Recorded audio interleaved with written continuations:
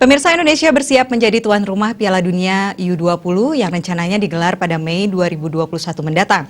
Untuk menyukseskan kegiatan ini, renovasi sejumlah stadion dan lapangan tempat latihan tim yang akan berlaga mulai dilakukan.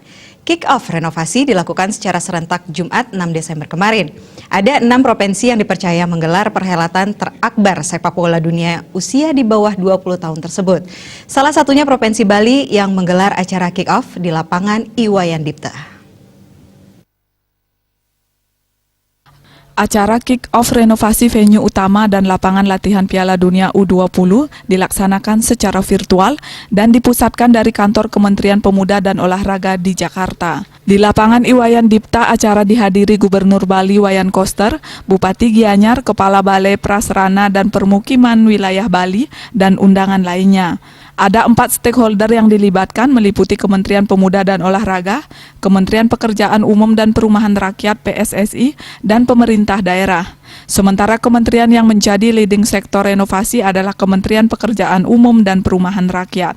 Keseluruhan proyek renovasi tersebut dilaksanakan selama 6 bulan menggunakan APBN dengan sistem multi-years. Khusus untuk Bali ada 1 venue utama dan 4 lapangan latihan yang direnovasi dengan dana mencapai 152,969 miliar lebih. Venue utama lapangan Kapten Iwayan Dipta ditambah 4 lapangan latihan masing-masing Stadion I Gusti Ngurah Rai Denpasar, Stadion Kompiang Sujana, Stadion Gelora Samudra, dan Stadion Gelora Trisakti Kute. Renovasi Stadion Iwayan Dipta meliputi penggantian rumput, penambahan lampu penerangan, dan perbaikan tempat duduk yang keseluruhannya berstandar internasional. Sementara itu, Bupati Gianyar Imade Mahayastra menyampaikan apresiasi setinggi-tingginya kepada seluruh pihak yang telah memberikan kepercayaan memilih Stadion Iwayan Dipta sebagai venue utama Piala Dunia U20. Pemkab Gianyar ikut berkontribusi mendukung dengan melakukan penataan di sekitar stadion, diantaranya penataan taman dan penyiapan lapangan parkir. Pemkab dan masyarakat Gianyar dipastikan akan mendukung langkah penyiapan lapangan Iwayan Dipta sebagai venue utama Piala Dunia U20, termasuk saat pelaksanaannya nanti. Kebanggaan masyarakat Bali yang menggelar dana sampai 120 miliar.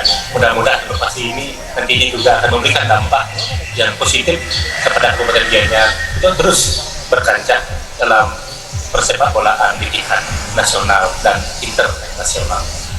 Sebagai Bupati Gianyar, saya mengimbau kepada masyarakat di Kabupaten Gianyar untuk bersiap-siap menyongsong sebagai tuan rumah yang baik. Tunjukkan kita sebagai tuan rumah yang ramah. Tunjukkan kita sangat siap untuk menjadi penyelenggara event tingkat internasional ini.